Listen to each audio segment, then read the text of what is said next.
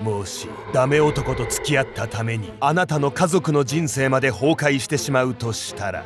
2023年8月、愛媛県西条市バーのカウンターでは酒に酔い顔を赤くした男が上機嫌に話をしていました。男の名は榊原正道。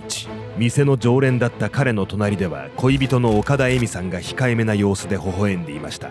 榊原は周囲の店員や客に得意げにこう言って回ります。俺の彼女可愛いでしょ。榊原は元ホストだったこともあり、女性の扱いに長けていることを鼻にかけ、美人な彼女を見せびらかしていたのです。恵美さんの左手に指を絡ませる榊原。恵美さんは少し照れた様子でその手を握り返します。この時彼女は知る由もありませんでした。榊原が後に自分の母親を殺害してしまうなどとは。恋人の母親を殺害した34歳の自称元ホスト。順調に見えた交際はなぜ最悪の結末を迎えたのか。男が凶行に及んだ理由は恋人を支配するためだったんです。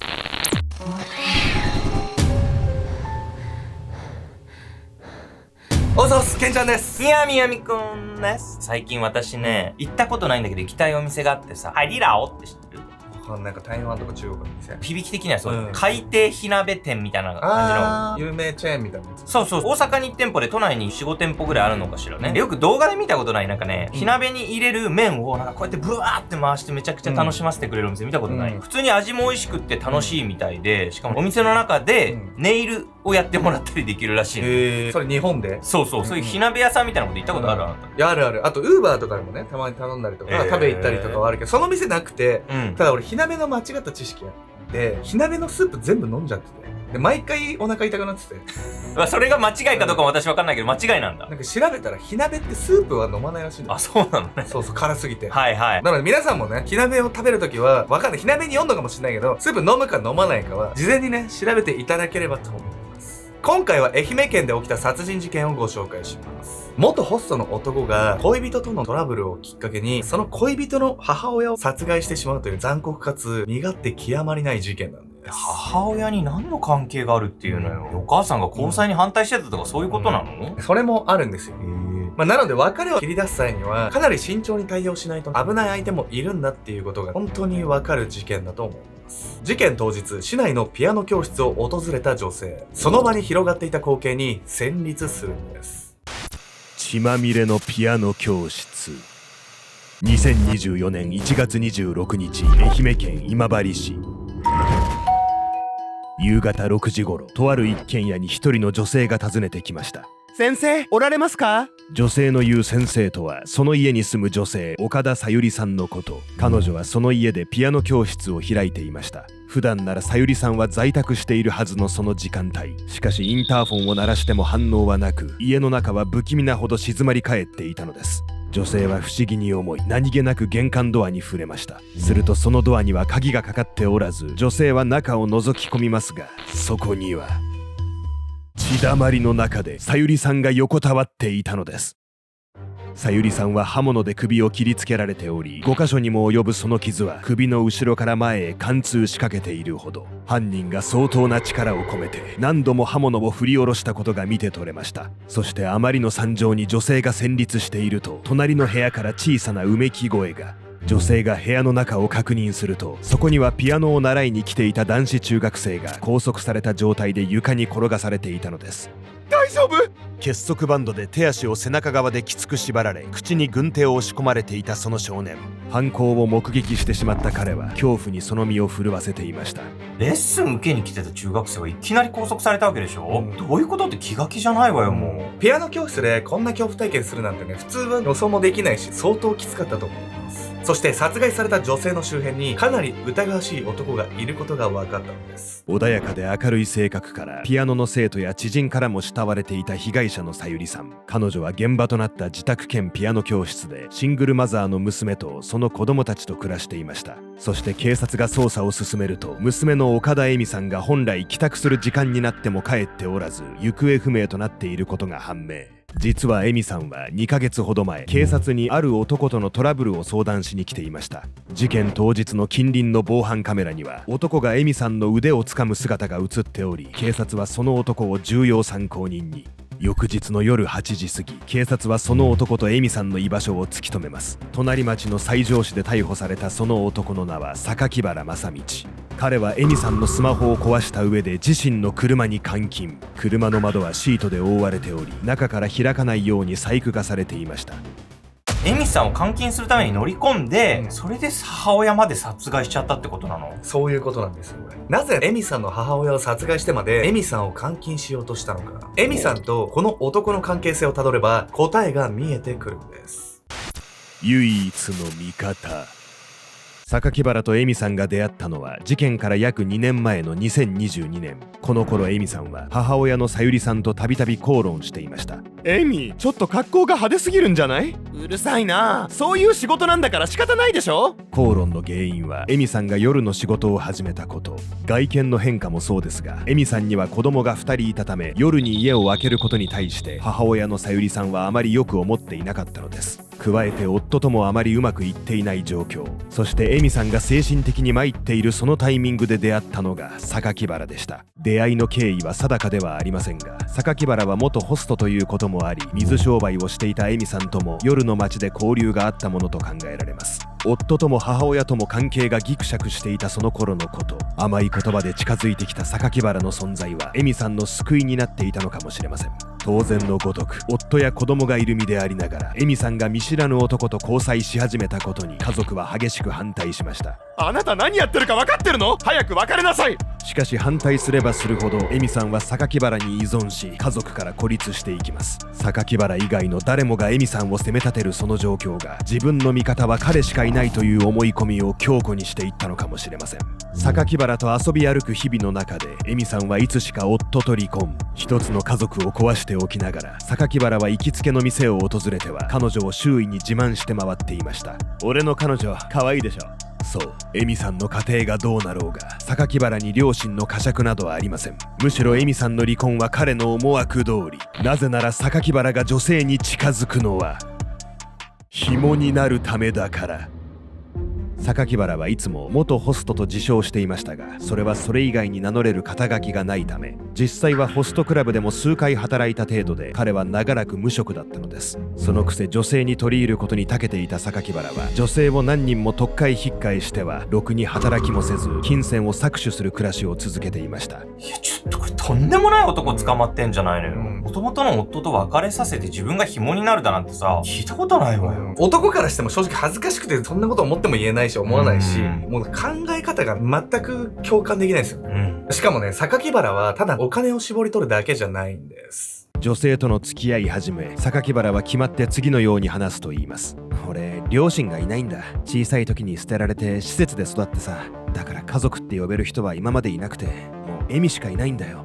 彼が話す生い立ちの真偽は定かではありませんが、そうやってかわいそうな男を演じ、自分が支えてあげなきゃと思わせるのが榊原の手口。そして働いていない身でありながら、次のように金銭を求めるのです。今の俺はこんなだけど、将来のための投資だと思ってよ。こうして最初こそ弱い男のふりをして優しく接する榊原。ところが女性が自分に依存し始めたと分かると、態度を一変させるのです。交際から1年半が過ぎた2023年11月、エミさんは警察へこんな相談をしに訪れました。彼氏が別れたくても応じてくれなくて、怒って髪を引っ張られたりするんです。エミさんは榊原から DV を受けていました。しかしエミさんはこの時相談こそしたものの、結局被害届を出さず、暴力を振るわれることに怯えながらも、どこかで依存を断ち切れずにいる。彼女の振る舞いからは榊原に対する複雑な心理状態が見て取れたのです。榊原は過去の交際相手にも漏れなく DV を働いてきました。タバコを押し付けられ、鼻が折れて顔が変形するまで殴りつけられた女性、包丁で脅されてホテルに10日間監禁され、暴行を受け続けて全治1ヶ月の重傷を負った女性、逃げようとすれば親もペットも殺すなどと言って脅迫しました。恋人へのものとは到底思えないそれらの非道な行為は全てお金を絞り取るため、榊原は女性に支えてあげなきゃと思わせて依存させる段階と恐怖で支配する段階を巧みに使い分け、逃げ出せない心理状態を作り上げます。そしてそれらの経緯から彼は傷害や監禁などの罪で過去に何度も逮捕されていたのです。いや、女性性を物のように扱うじゃないこいつ、うん、もうこの時点で刑務所入れといてほしい人間よ、こいつは。30代半ばまでこんな卑劣なやり方で働かずに生きてたっていうのがクズっていう言葉ではね足りないぐらいですよ。そしてこの後榊原はエミさんに別れを告げられた後に激怒し、ついに暴走してしまうのです。止められない怒り。先ほども説明したように2023年11月、エミさんは警察に DV の相談に訪れましたが、結局被害届は出しませんでした。ただその後彼女は親族の必死の説得により、恐る恐る榊原に別れのメッセージを送信するのです。もう私たち終わりにしましょう、もう耐えられない。すると榊原の返事はこうでした。別れる？よくそんなことが言えたな。お前俺を騙して不倫させたよな。謝れよ。いやいや、不倫ってあんたがぶち壊そうとしてさ、勝手に割り込んできたんじゃないのよ。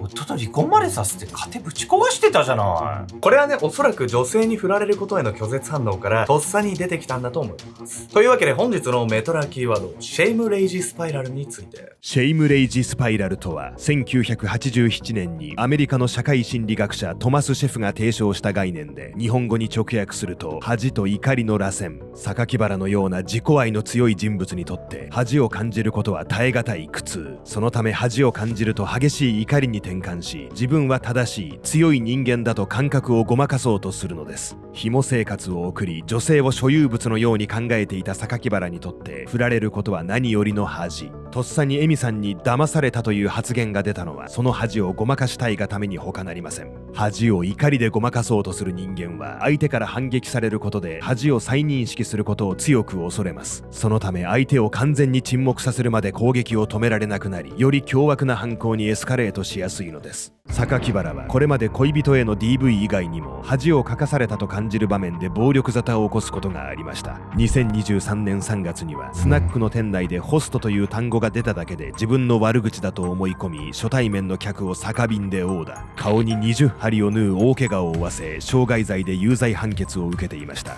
同年の末にも店にいた女性客の胸ぐらをつかみ制止したオーナーが殴られています。このように榊原はたびたびトラブルを起こすため、入り浸っていた夜の街でも完全に煙たがられていたのです。そしてエミさんに別れを告げられ、女性に振られるという最も許しがたい恥に直面した榊原。事件当日、彼はホームセンターで包丁や結束バンド、手袋などを購入。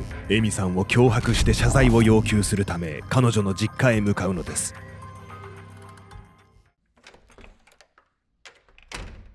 2024年1月26日の夕方5時頃、外出していた母さゆりさんが帰宅した。もうちょっとでレッスンね、準備しなきゃ。この日は通常であればピアノ教室は休みだったが、臨時で中学生のレッスンが入っていた。この後のレッスンのことを思案しながら家の奥へ歩みを進めるさゆりさん。その廊下の途中で、包丁を握った目出し帽の男が飛び出してきた。目出し帽の男の正体はそう、榊原。彼は勝手口から侵入し、恋人のエミさんが帰ってくるのを待ち構えていた。しかし帰ってきたのは母親のさゆりさんで、榊原にとっては予期せぬ遭遇だった。静かにしろ。さゆりさんは榊原に羽交い締めにされ、口を塞がれてしまう。彼がさゆりさんを取り押さえたのは、最初は単に通報させないためだったのだろう。しかし榊原の脳裏に次第にどす黒い感情が湧き上がってくる。こいつがいなけりゃエミは別れようなんて言わなかったんだ。彼は手にしていた刃渡り16センチの包丁を容赦なくその首筋に振り下ろした。床を赤く染める鮮血に力なく崩れ落ちるさゆりさん。榊原は我を忘れ、その首を切り落としてしまうほどの勢いで何度もその包丁を叩きつけた。さゆりさんを殺害した後、間もなくして男子中学生がレッスンを受けにその家へやってきました。榊原は男子中学生を結束バンドで縛り上げ、軍手でその口を塞いだ後、その家を後にしたのです。そして彼は家の近くの道で帰宅中のエミさんと遭遇。彼女の腕を掴むとこう言い放ちました。お前の母親から訴えるって言われてんだ。いいから来いよ。事件の発覚を遅らせるためにそう嘘をつき、エミさんを自分が乗ってきた車の中へ引っ張っていく榊原。彼は自宅がある西条市までエミさんを連れ帰り、翌日まで監禁したのです。いや何もかもやり方が極端で、正気を保ててないわよこいつ。よっぽどエミさんに振られたのが屈辱だったんでしょうねこれ。女性に振られることよりも暴力で屈服させることの方が恥ずかしいことじゃないですか。いやそうよ。そんなことも分かんないのかって思いますよね。裁判において榊原は被害者のさゆりさんを殺害した理由をこう説明しました。殺すつもりはなかったんです。ただ謝罪して欲しかっただけなのに、もみ合いになって誤って切ってしまいました。さゆりさんが死んでしまったのはあくまで事故だったと話す榊原。包丁を持ち出したのは恵美さんが夫がいる身で自分と交際していたことに対し脅してでも謝罪させようと思ったため、相手を傷つける意図はなかったと断固として殺意を否定したのです。しかし首を貫通しかけるほどの力で5回も切りつけておきながら殺意がないとするその主張は聞き入れられるはずもありませんでした。榊原は恵美さんの監禁についても無理やり連れ回したわけではないと話しましたが、もはやその言葉に何の信憑性もなかったのです。2025年10月31日、殺人、監禁、住居侵入などで有罪となった榊原の判決は懲役22年。彼は判決を不服として控訴しており、現在も法廷闘争が続いている状況です。数々の女性を食い物にしてきた男が女性に振られるという絶対に認めたくない恥に直面し、殺意を暴走させた今回の事件。拒絶を示すことが殺意のトリガーになってしまうなら、私たちはどのように身を守ればよいのでしょうか。